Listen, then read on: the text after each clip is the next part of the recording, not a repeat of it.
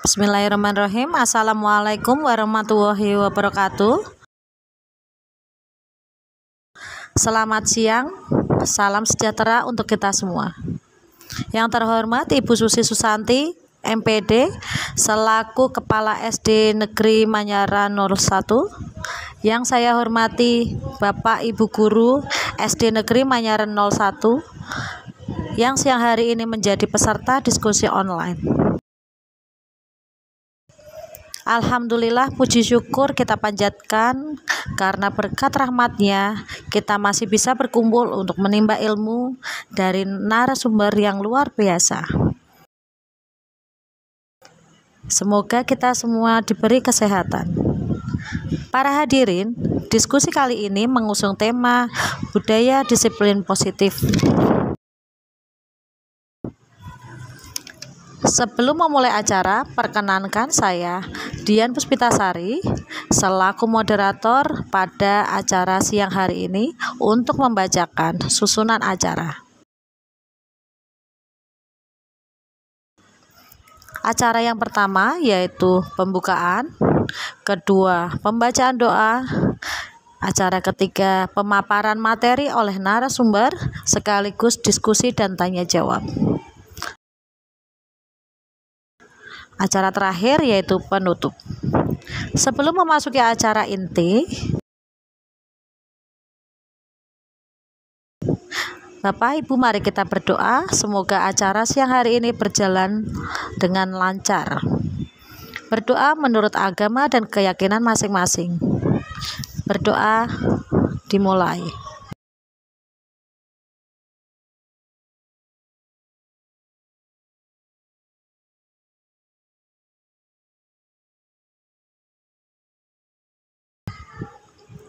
Berdoa selesai.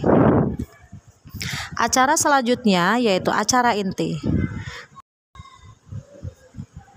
Pemaparan materi oleh narasumber sekaligus tanya jawab oleh Bapak Nur Kapipudin SPDI. Kepada Bapak Nur Kapipudin disilakan. Baik Bu Dian, terima kasih. Assalamualaikum warahmatullahi wabarakatuh. Yang kami hormati Ibu Kepala Sekolah, Ibu Susi Susanti, SPD MPD. Yang kami hormati Bapak Ibu semuanya, Guru SD Negeri Manyaran 01 yang berbahagia. Izin share screen Bapak Ibu. Baik Bapak Ibu, pada kesempatan kali ini kita akan berdiskusi mawon modelnya, berdiskusi berkaitan dengan budaya positif. Bapak Ibu yang kami hormati, sebelumnya saya sampaikan terima kasih karena sudah berkenan ikut gabung dalam diskusi ini.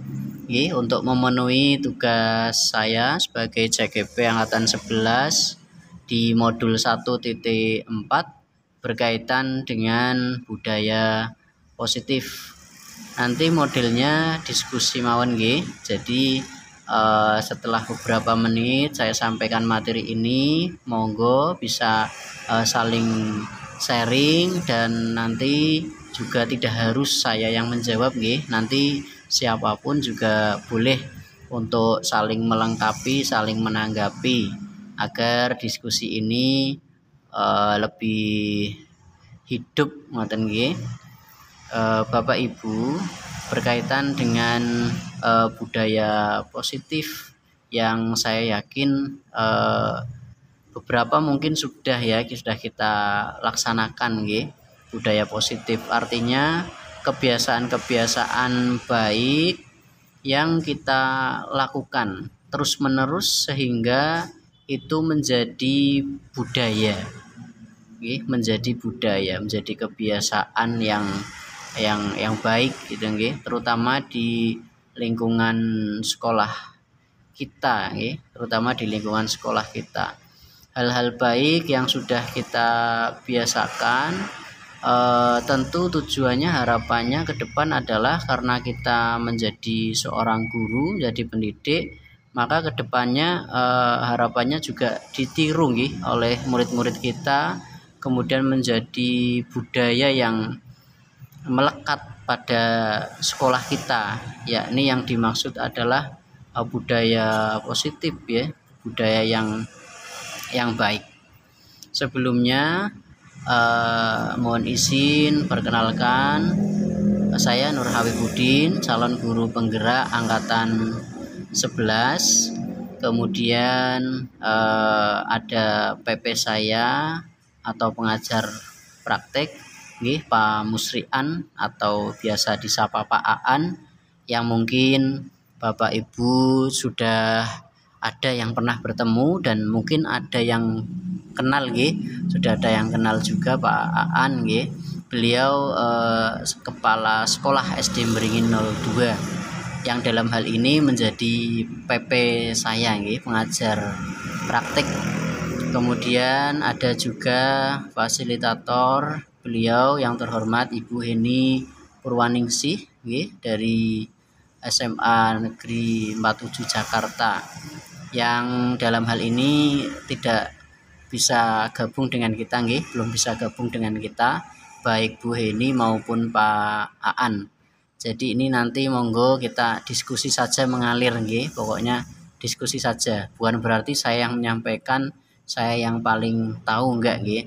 Jadi kita sama-sama saja diskusi, saling sharing, saling mengoreksi gitu aja. Kalau nanti ada yang kurang pas, monggo bisa dilengkapi. Ngaten nggih. Untuk slide yang berikutnya yaitu berkaitan dengan disiplin positif dan nilai-nilai kebajikan universal. Oke, disiplin positif tadi yang sudah saya sampaikan. Kemudian nilai-nilai kebajikan universal itu ya maksudnya nilai yang nilai-nilai kebaikan yang secara umum sudah kita yakini bahwa itu nilai baik. Secara definisi, disiplin positif merupakan pendekatan mendidik yang berfokus pada membangun hubungan positif antara kita pendidik dengan anak didik kita, dengan murid kita, murid, siswa, peserta didik atau anak didik sami. Fokusnya bukan pada hukuman, melainkan pada pembinaan karakter dan pengembangan kemampuan anak didik. Hal ini sejalan dengan nilai-nilai kebajikan universal yang menekankan pentingnya kasih sayang, kejujuran, dan keadilan. Jadi Bapak Ibu, disiplin positif ini adalah satu pendekatan kita sebagai guru, sebagai pendidik, untuk membangun hubungan yang positif antara kita dan murid kita.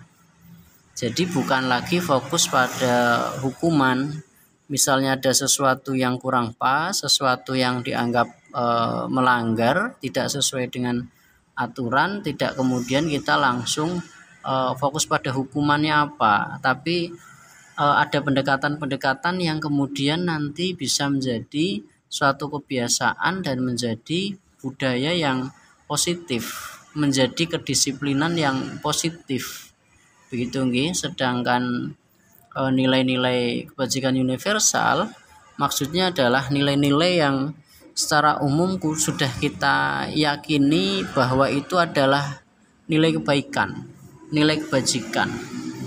Bisa kasih sayang, kita yakini betul bahwa kasih sayang itu nilai kebaikan, jujur, dan juga keadilan. Itu saya yakin semuanya berpendapat bahwa itu adalah nilai kebaikan, nilai kebajikan. Jadi yang secara umum sudah kita pahami betul bahwa itu perbuatan baik. Kalau mencuri, saya yakin kan semuanya sepakat ya, itu bukan positif, artinya tidak positif. negatif begitu.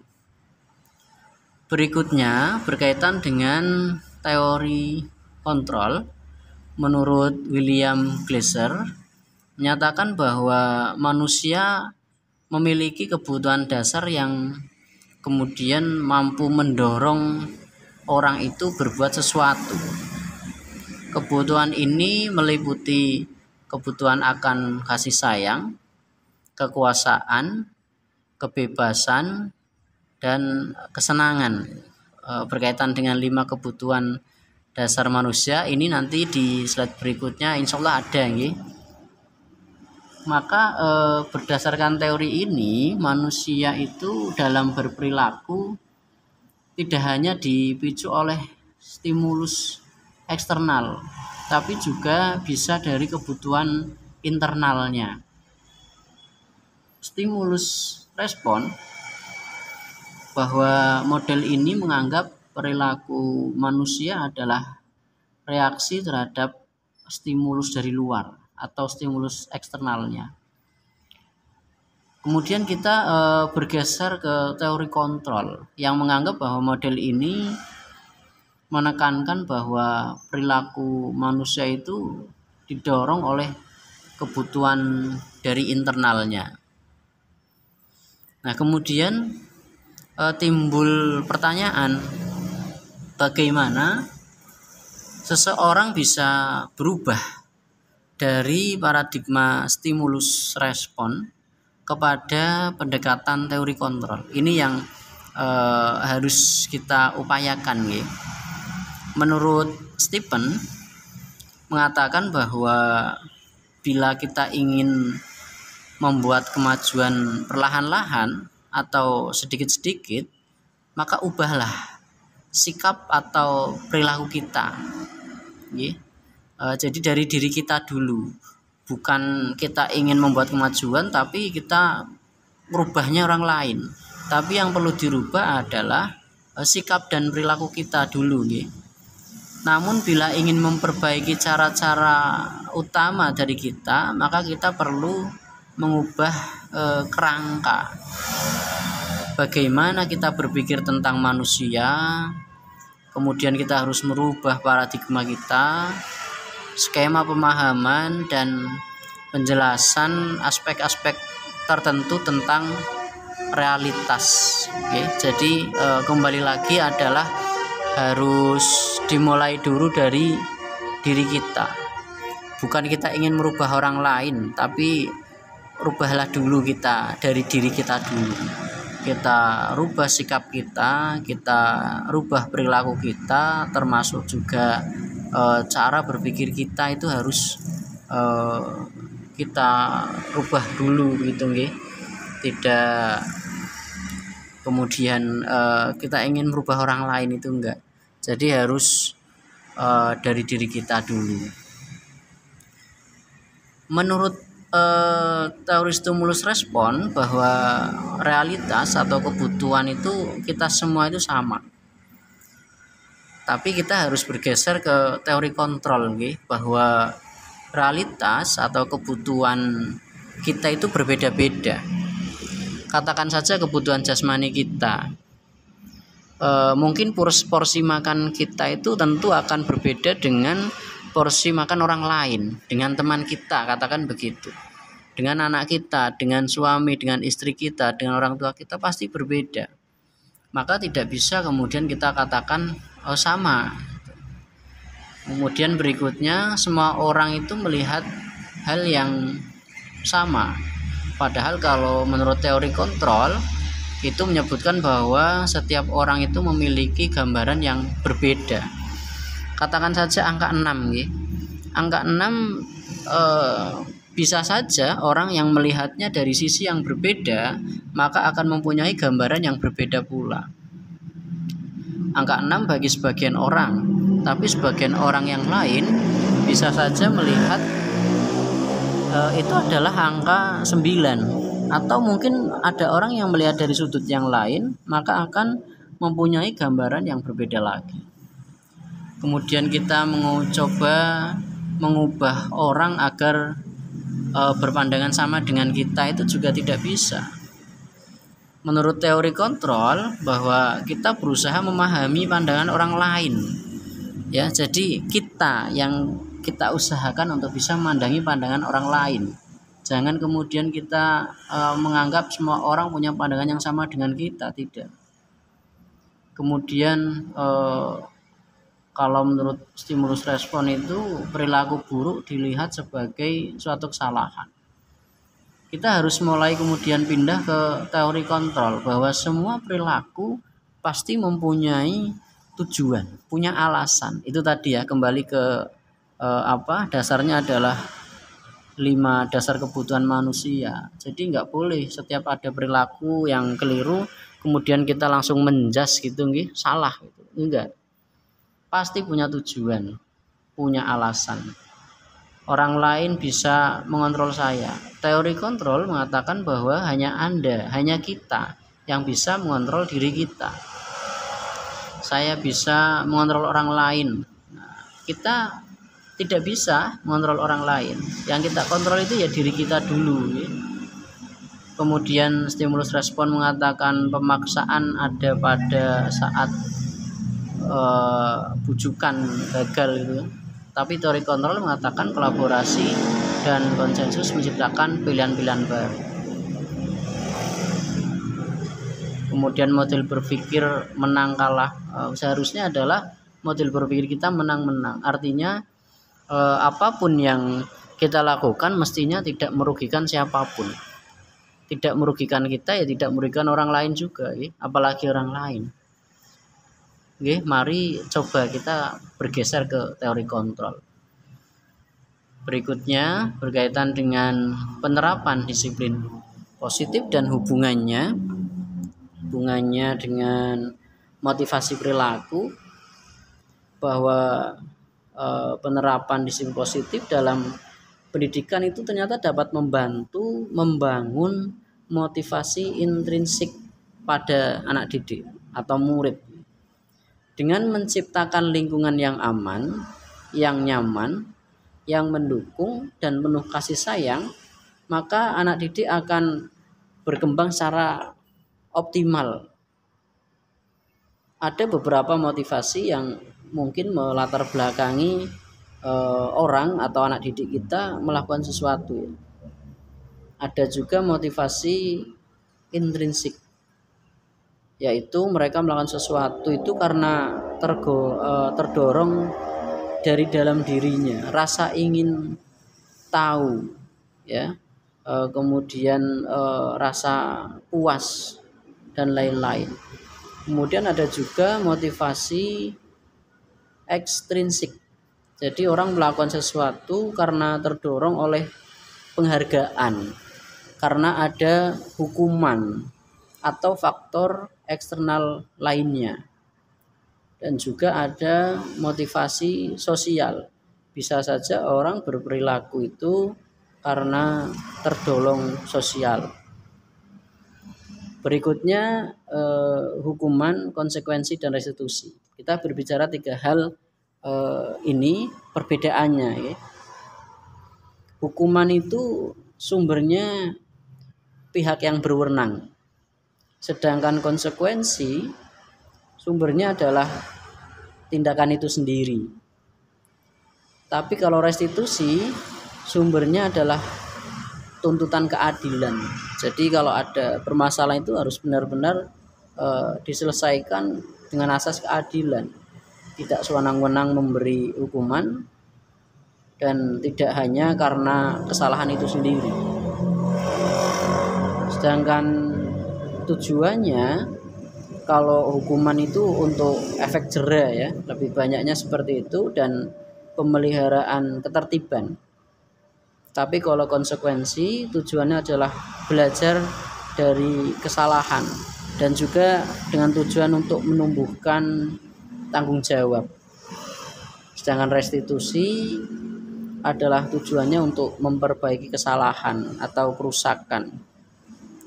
Dan sifatnya juga berbeda. Kalau hukuman lebih sifatnya negatif, ya. Yang diberikan itu negatif. Tidak selalu terkait. Jadi salahnya apa, kemudian diberi hukuman apa, itu kurang terkait. Tapi kalau konsekuensi itu sifatnya bisa positif, bisa juga negatif. Kemudian alami, tergantung apa yang dilakukan kesalahannya, dan juga logis. Jadi misal ada anak menghilangkan pulpen temannya, ya konsekuensinya menggantikan, begitu. Sedangkan restitusi lebih bersifat kreatif gitu ya. Berikutnya adalah keyakinan kelas, yang saya yakin Bapak Ibu guru sudah mempraktekannya ya di kelas masing-masing, bahwa keyakinan kelas adalah kesepakatan kelas dan nilai-nilai kebajikan universal untuk memandu perilaku dan interaksi di dalam kelas ya. Jadi dibentuk di dalam kelas bersama-sama. Prosedurnya bagaimana? Prosedur pembentukannya yang pertama adalah kita mencoba menggali curah pendapat dari siswa. Jadi bukan guru yang membuat, tapi juga dibantu oleh anggota kelas yang lain. Kemudian setelah itu kemudian mencatat apa-apa saja yang sudah disampaikan oleh murid. Kemudian merumuskan keyakinan kelas, mengganti kalimat negatif menjadi positif ya, karena bisa jadi anak-anak itu usulannya kan bahasanya masih sederhana, maka kita ganti diksinya, katanya yang ada kata-kata negatif dirubah ke positif, yang lebih positif. Kemudian diseleksi, dipilih, dikelompokkan peraturan kelas ke dalam nilai kebajikan. Setelah itu disusun keyakinan kelas agar tidak terlalu banyak ya, dikelompokkan, bisa saja ada beberapa usulan yang arahnya itu sebetulnya sama. Jadi masih satu kelompok, masih satu klasifikasi gitu. Setelah itu kemudian keyakinan kelas itu disepakati dan jangan lupa ditempel di kelas agar bisa diingat bersama ya, baik guru maupun muridnya. Lebih bagus lagi kemudian diunggah di media sosial, atau kalau di kita ada grup WA yaitu di-share saja di situ. Jadi orang tua murid juga tahu, oh ini keyakinan kelas yang sudah dibentuk anak-anak saya dengan gurunya di sekolah, sehingga berikutnya bisa saling mengingatkan gitu nggih. Itu keyakinan kelas. Jadi dibentuk bersama-sama, bukan hanya oleh guru tapi siswa juga terlibat aktif. Digali dulu biar mereka mencurahkan, mengeluarkan pendapatnya gitu. Setelah itu juga dipilih, kalimat-kalimatnya dirubah agar menjadi kalimat yang positif gitu. Bapak Ibu, jadi hindari penggunaan kata-kata negatif atau kalimat-kalimat negatif. Upayakan kalimat-kalimat yang dipakai, kata-kata yang dipakai adalah kata-kata yang positif, kata-kata yang kalimat yang positif nih, kalimat yang positif, karena termasuk keyakinan kelas ini juga arahnya adalah untuk membentuk kebiasaan, membentuk kedisiplinan yang positif. Seperti tadi yang sudah saya sampaikan, bahwa orang itu melakukan sesuatu ada alasannya, ada sebabnya, ada tujuannya. Nah, ini ada 5 kebutuhan dasar manusia, yang mana 5 ini bisa saja menjadi sebab, menjadi alasan kenapa orang melakukan sesuatu. Yang pertama adalah kebutuhan bertahan hidup, kemudian kebutuhan kebebasan, kesenangan, kemudian ada penguasaan dan kasih sayang serta rasa ingin diterima. Mungkin kita pernah ya melihat atau mendengar ya, katakan mohon maaf, pencuri ya. Pencuri itu melakukan perilaku seperti itu biasanya kadang ada sebabnya. Ketika dia ketangkap, ditanya, dia jawab, oh maaf saya kepepet, saya 3 hari belum makan, jadi saya harus makan hanya bisa dengan lewat mencuri atau yang lain. Itu mungkin pernah nih Bapak Ibu yang melihat atau mendengar ada kisah seperti itu. Maka itu adalah bentuk dari pemenuhan kebutuhan dasar mereka yang belum terpenuhi. Kemudian mereka lakukanlah dengan cara mereka. Ada yang mencuri, ada yang kemudian bertindak yang lain yang negatif begitu. Kebebasan, bisa jadi anak-anak itu mungkin membolos sekolah, tidak berangkat sekolah atas dasar karena kebutuhan dasar mereka, yaitu kebebasan itu mungkin kurang terpenuhi begitu, bisa saja.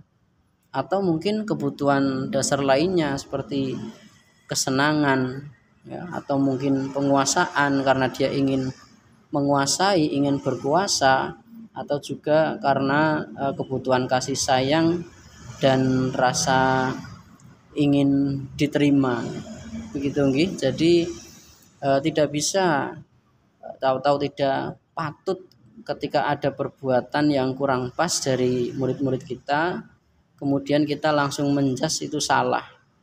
Harus berdasarkan penyebabnya dulu, kita cari penyebabnya. Berikutnya adalah 5 posisi kontrol. Ini bisa kita terapkan sebagai guru dan juga sebagai orang tua. Ini bisa diterapkan di mana saja.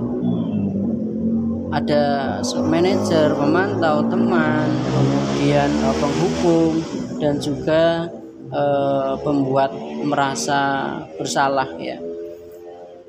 Saya pikir teori ini kelima-limanya adalah tidak ada yang negatif.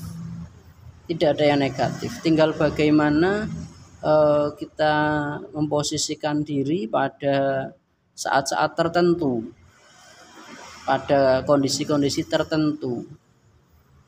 Jadi kita nggak bisa kalau misalnya kok jadi manajer terus di semua kondisi, atau jadi pemantau terus jadi teman, terus itu tidak bisa. Dari 5 kontrol itu bisa kita terapkan 5 posisi kontrol itu di penerapan segitiga restitusi.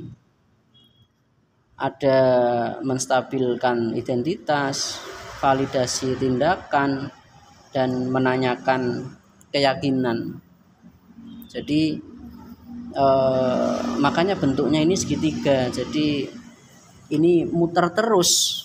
Misal ada anak yang ada masalah, kemudian sudah kita stabilkan, sudah validasi, sudah menanyakan keyakinan, tapi masih mulang lagi, ya maka kita restitusi lagi, segitiga restitusi lagi. Menstabilkan identitas ya dengan cara kemudian ditanya gitu nggih.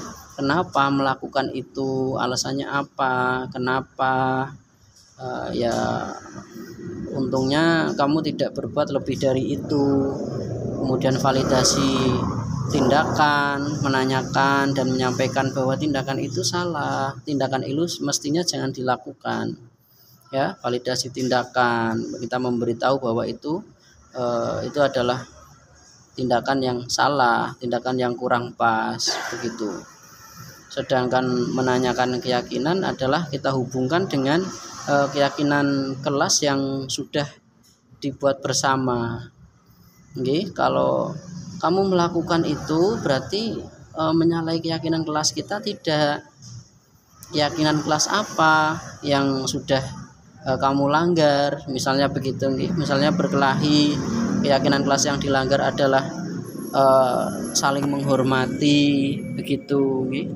Jadi segitiga restitusi ini penting kita lakukan. Jadi segitiga restitusi ini penting ya untuk kita lakukan gitu.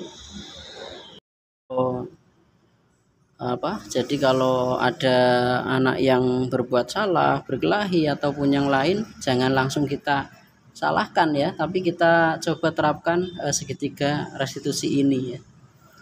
Begitu Bapak Ibu, kemudian terima kasih sudah memandu acara, dan yang lain silahkan nanti berikutnya sesi diskusi nggih. Kalau ada yang ingin disampaikan silahkan, kita sharing-sharing saja. dan nanti tidak harus saya yang menjawab. Barangkali jawaban saya ada yang kurang pas, kurang berkenan, monggo bisa dilengkapi nggih.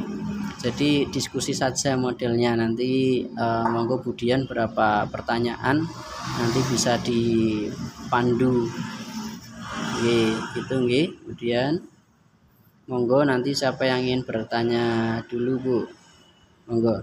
Dari saya sekian, monggo dilanjut Budian. Yang penting itu tadi ya Budian ya.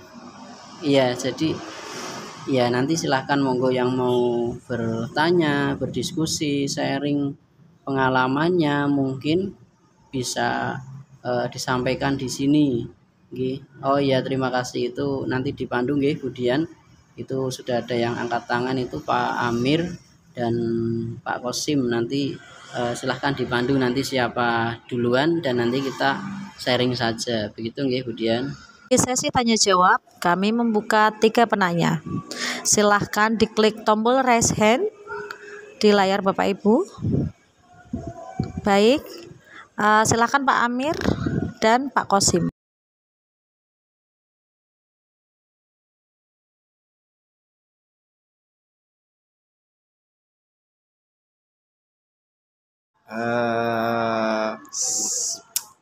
Terima kasih Budian, Pak Afif sudah memberikan waktunya untuk saya berbicara atau saya memberikan pertanyaan. Yang saya tanyakan terkait tentang hukuman dan konsekuensi. Yaitu perbedaannya apa ya? Apakah hukuman itu dilakukan dengan semena-mena inisiatif kita sendiri, atau kayak konsekuensi seperti hitam di atas putih. Mungkin itu pertanyaan dari saya. Terima kasih. Baik, terima kasih Pak Amir nggih. Bertanya perbedaan nggih hukuman dan konsekuensi. Jadi secara umum kalau hukuman itu lebih apa ya Pak ya, diberikan sifatnya itu hanya untuk memberi jera gitu Pak. Kadang kalau konsekuensi lebih sesuai dengan tindakan yang dilakukan. Misalnya anak itu menghilangkan bolpen temannya, ya maka konsekuensinya dia menggantinya begitu.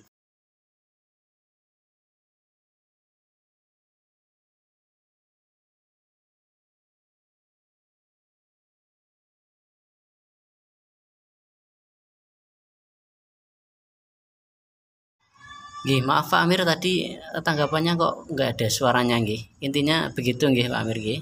Nggih, monggo dilanjut Bu. Pak Kosim, penanya kedua, pertanyaan disilakan.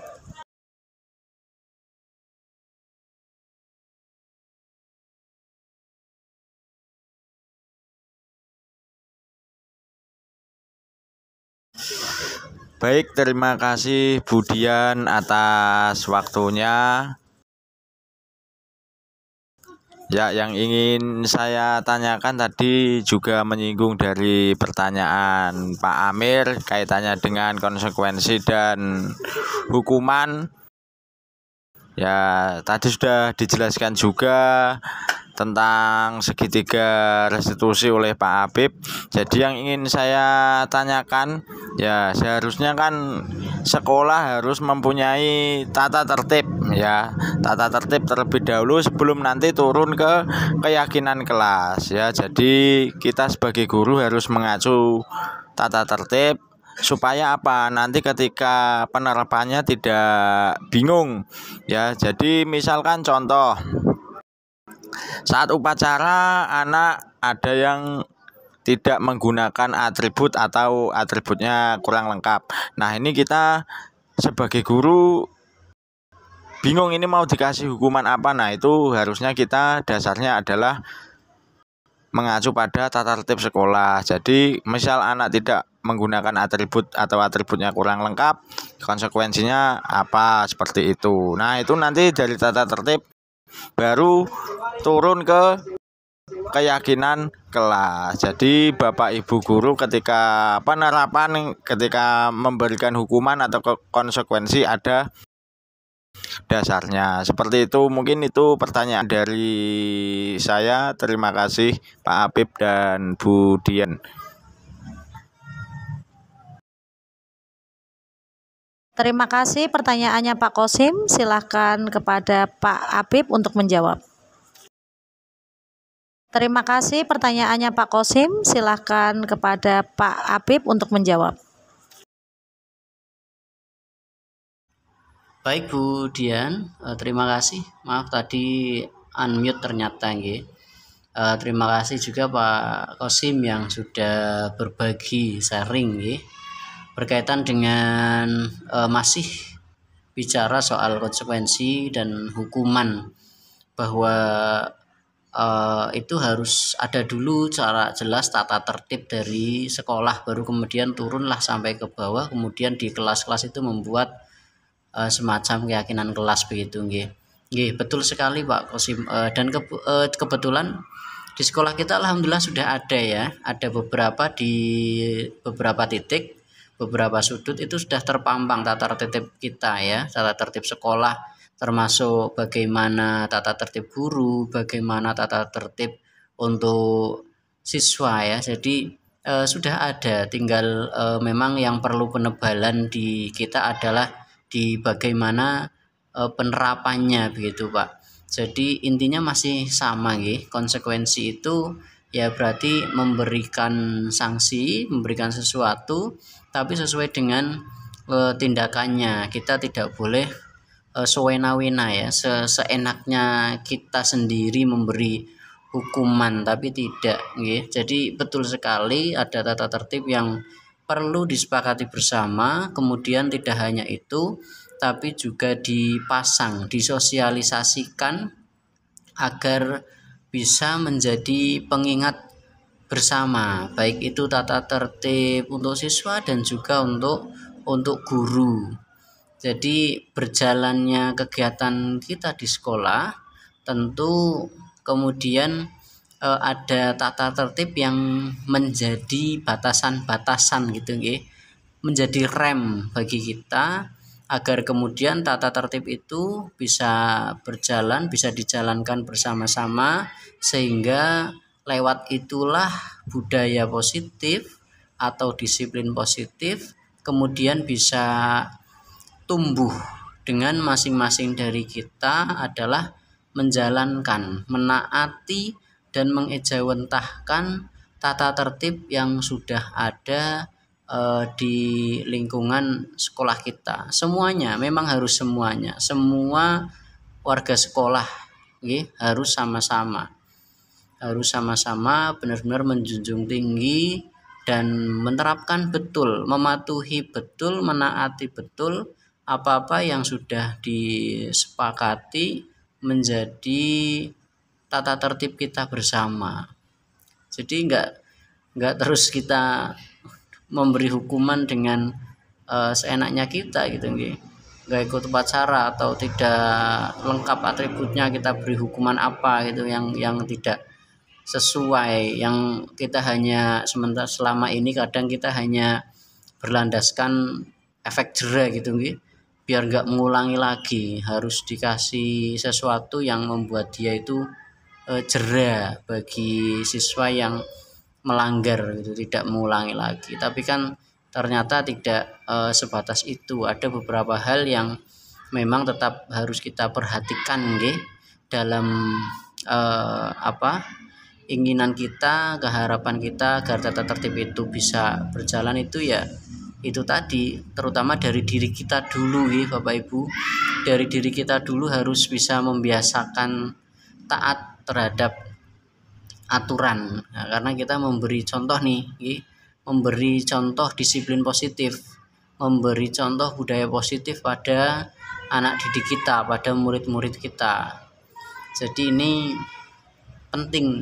menjadi penting bagi kita agar, karena murid itu kan meniru lebih banyak itu meniru kita, lebih banyak melihat kita kemudian ditiru, maka peran kita ini sangat penting ya, bukan hanya mendidik tapi juga memberi teladan, memberi contoh untuk murid-murid kita dan ya untuk orang-orang di sekeliling kita begitu semuanya, tidak hanya murid-murid kita. Jadi itu penting sekali nggih. Apa yang disampaikan Pak Kosim itu betul nggih. Terima kasih Pak Kosim atas sharingnya gitu nggih.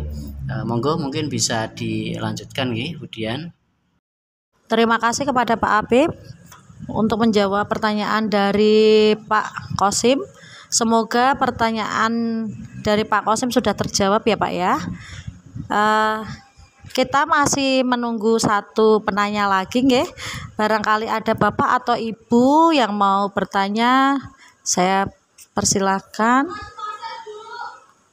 Oh baik. Oh ada ini Pak, ada Pak Amir yang mau bertanya kembali. Dan Ibu Nadiro, tunggu ya Ibu sebentar nggih, supaya Pak Amir dulu barangkali ada pertanyaan yang tadi belum terjawab. Terima kasih Pak Afif, Budian. Terima kasih Pak Afif atas jawabannya. Saya mau bertanya lagi. Ini contoh ya, contoh di sekolahan. Pada saat pelaksanaan upacara itu kan ada siswa yang tidak memakai atribut lengkap. Biasanya itu diminta untuk maju ke depan karena tidak lengkap. Setelah upacara selesai, peserta didik yang tidak lengkap atributnya itu akan diberikan pengarahan oleh Bapak Ibu guru yang bertugas. Nah, itu apakah termasuk hukuman atau konsekuensi?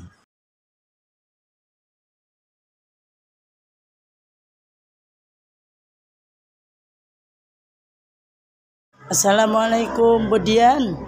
Suaranya bising nih, mau tanya. Bisa dengar suara saya di situ? Oke. Pertanyaannya satu buat Pak Afif ya Budian. Bagaimana ketika kita menghadapi siswa yang sering banyak melakukan pelanggaran, sementara kita dihadapkan dengan sekolah ramah anak. Sekolah ramah anak yang mana ketika kita lihat anak ini sering melakukan pelanggaran dihubungkan dengan adanya sanksi atau hukuman, itu bagaimana? Kalau anaknya sering melanggar sampai guru itu terkadang memberikan satu hukuman atau sanksi kepada anak itu lebih dari sampai batas kesabaran. Lah itu bagaimana? Apakah diizinkan kita mempertegas anak tersebut atau ada cara lain yang bisa supaya anak tadi menjadi baik dengan aturan-aturan dan mungkin tata tertib yang ada. Sementara itu Budian, pertanyaan dari Buna, terima kasih.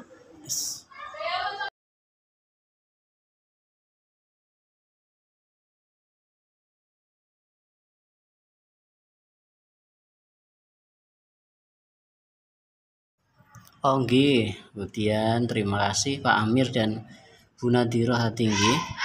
Yang pertama Pak Amir berkaitan dengan tata tertib yang berkaitan upacara Pak nggih, yang tidak lengkap dengan atribut yang sementara ini sudah berjalan itu pripun.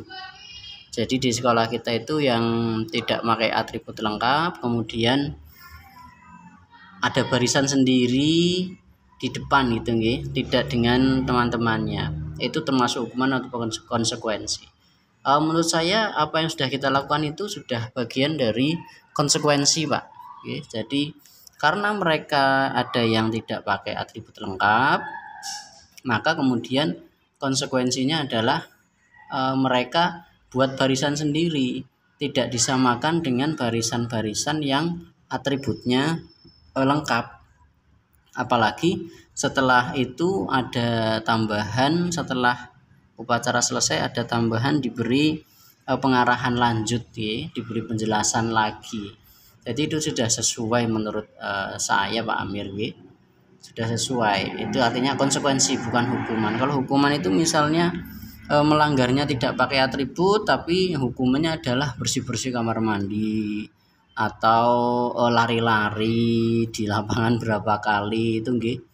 Tapi kalau membuat barisan sendiri, dibariskan sendiri bagi yang tidak lengkap atributnya, ya sudah termasuk konsekuensi. Menurut saya begitu nggih. Nanti kalau ada teman-teman yang mau menanggapi, monggo nggih dikoreksi mawon. Begitu nggih Pak Amir. Dan untuk Bu Nadhiroh, ya memang tugas kita yaitu Bu nggih. Makanya ini segitiga restitusi itu bentuknya segitiga. Jadi selalu muter ini Bu. Mulai dari menstabilkan identitas, kemudian validasi tindakan, dan menanyakan keyakinan. Kalaupun anak itu kemudian mengulangi lagi, ya kita restitusi lagi. Karena menurut saya ini segitiga restitusi adalah solusi yang paling cocok ya untuk sekarang. Tadi Bu Nadhiroh mengaitkan dengan bagaimana kemudian dikaitkan dengan sekolah ramah anak dan apalah itu istilahnya. Ya sebetulnya kan karena semuanya sekarang itu mengarah ke situ, semuanya ingin menjadi sekolah yang ramah anak, nyaman bagi pendidiknya, aman, menyenangkan. Kalau kemudian kita kasih hukuman fisik kan juga tidak mungkin, kan begitu gitu. Jadi ya memang begitu Bu, tugas kita begitu. Kan kita hanya berusaha ya, yang menentukan itu hasilnya kan yang di atas ya. Sama seperti tugas kita itu. Tugas kita guru juga begitu kan. Kita hanya mengajar apa yang kita sampaikan, kemudian mereka menjadi pandai atau tidak pandai atau belum pandai, paham atau belum paham, itu kan urusannya yang di atas. Yang penting tugas kita ya hanya begitu. Termasuk mengatasi anak-anak yang seperti itu, ya memang tugas kita di situ. Terus saja kita lakukan. Segitiga restitusi itu yang dalam pembahasan kita kali ini menjadi solusi yang pas bagi kita. Bentuknya makanya segitiga nggih. Jadi ya muter terus itu segitiga terus itu. Sampai dengan menanyakan keyakinan apakah sudah berhenti? Tidak. Ya kita kalau ada kasus lagi seperti itu dan anaknya juga sama, ya kita segitiga restitusi lagi. Mulai dari menstabilkan identitasnya lagi, kemudian validasi tindakannya. Karena itu tadi berkaitan dengan 5 posisi kontrol dan juga 5 dasar kebutuhan manusia, begitu harus dikaitkan juga. Kita harus mencari tahu dulu juga penyebabnya itu apa, alasannya apa, mengapa si anak itu melakukan tindakan seperti itu. Tidak bisa kita langsung menjustis, oh kamu salah, ini begini, dikasih hukuman dan lain-lain. Nah, selama ini kadang memang kita terlalu terlalu gegabah mungkin gitu. Jadi kalau melihat ada anak yang melakukan yang menurut kita salah, menyalahi aturan, kita langsung memanggil kemudian memberi hukuman. Tidak kita gali dulu kenapa sih dia melakukan seperti itu, alasannya apa dan lain-lain. Mestinya kan begitu, menggunakan segitiga restitusi dengan tetap melihat 5 posisi kontrol yang tadi sudah kita bahas bersama, termasuk juga kita juga menganalisis 5 kebutuhan dasar manusia yang memang itu ternyata perlu dipertimbangkan gitu. Jadi tidak langsung kita menyalahkan, tetap harus kita gali terus dengan melakukan segitiga restitusi itu tadi. Jadi bentuknya ya segitiga, jadi muter terus. Bentuknya segitiga, tidak kemudian polanya seperti tangga tahap 1, tahap 2, tahap 3, tapi bentuknya adalah segitiga, muter terus. Mulai dari awal menstabilkan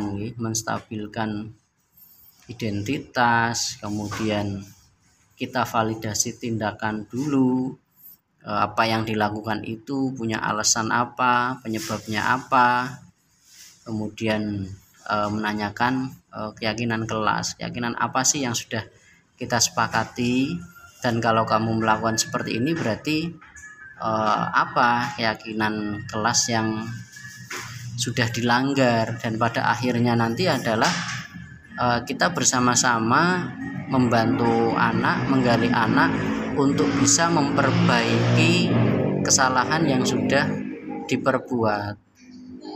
Dari kesalahan itu kita gali gimana ya caranya ya untuk memperbaiki ini. Sebelumnya kita tawarkan juga apakah bisa ada solusi ya, maka ditawarkan dulu begitu, tidak langsung menyalahkan ya begitu prosesnya, tidak boleh langsung gitu. Begitu mungkin begitu Bu Dian dan Bapak Ibu semuanya. Monggo ini masih ada waktu, barangkali mau ada yang ditanyakan lagi, mau sharing lagi, monggo bisa disampaikan kita diskusi modelnya jadi tidak hanya jawaban saya mesti betul enggak tapi kita sharing saja. Monggo semuanya boleh berpendapat, semuanya boleh sharing bisa menyampaikan pengalamannya. Monggo, tidak berarti jawaban saya betul Bapak Ibu, tapi itu hanya pandangan saya sesuai dengan pemahaman yang sudah saya pelajari begitu Kalau ada lagi monggo dipersilahkan Bu Dian, yang perlu di-sharing lagi monggo.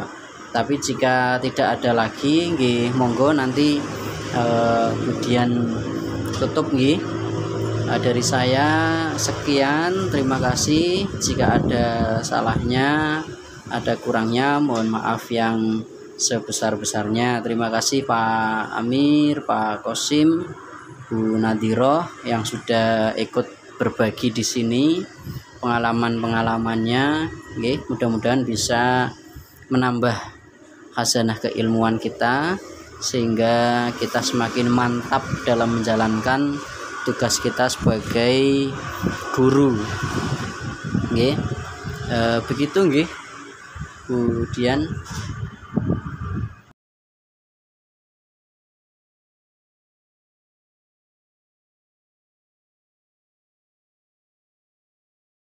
Itu Bu Nadiroh, pertanyaan yang sudah diutarakan sudah terjawab dengan baik oleh Bapak pemateri, yaitu Pak Habib.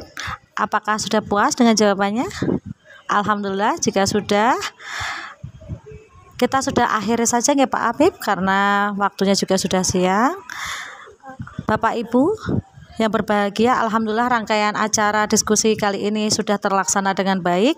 Mudah-mudahan materi yang sudah disampaikan bermanfaat untuk kita semua dan membuat kita tergerak mengikuti praktik baik yang telah dilakukan oleh pemateri kita. Sekian diskusi siang hari ini. Saya selaku moderator mohon maaf atas segala kekurangan. Terima kasih saya ucapkan kepada pemateri serta para peserta atas partisipasinya, sehingga diskusi kita berjalan dengan lancar. Saya selaku moderator mohon maaf atas kesalah kata. Kami undur diri. Wassalamualaikum warahmatullahi wabarakatuh.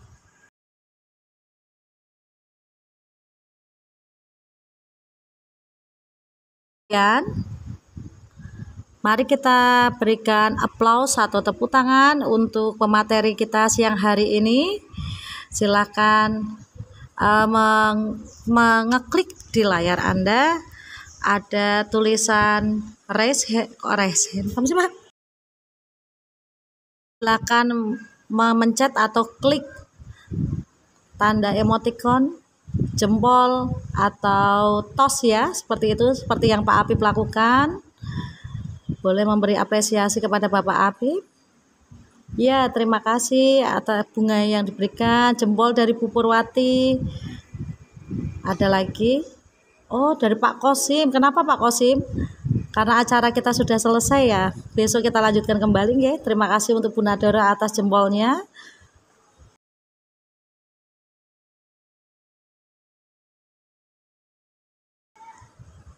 Mari kita beri, terima kasih Bu untuk love-nya.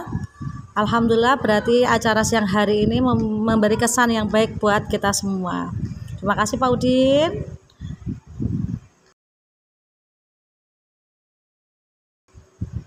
Ya, terima kasih Pak Udin. Oke. Bapak Ibu semua, tolong diaktifkan dulu. Terima kasih Bu Nadero. Kita aktifkan dulu, kita foto sebentar untuk menyalakan kameranya. Kita foto bersama. Baik, saya tunggu nggih. Terima kasih. Oh ya.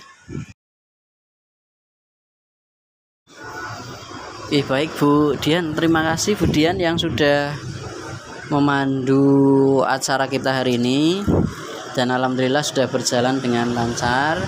Terima kasih juga kami sampaikan kepada Ibu Susi Susanti, SPD MPD selaku Kepala Sekolah SD Negeri Manyar 01 yang sudah mendukung dalam kegiatan kali ini, dan terima kasih juga Bapak Ibu yang sudah membantu nggih tugas saya nggih Bapak Ibu. Jadi ini tugas CGP saya di modul 1.4 untuk mendiseminasikan budaya positif, atau ya kita tadi modelnya diskusi itu nggih. Terima kasih nggih. Dan mohon maaf Bapak Ibu tadi di awal-awal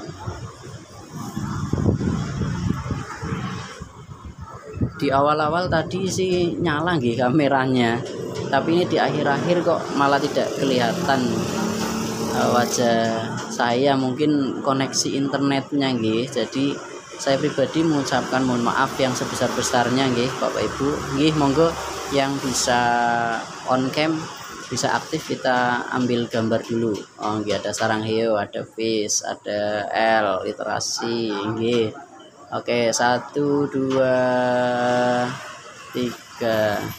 Oke, yang belum on kamera boleh. Oh iya, diulang lagi boleh. Monggo dengan senyum terbaiknya kita ambil gambar lagi. 1 2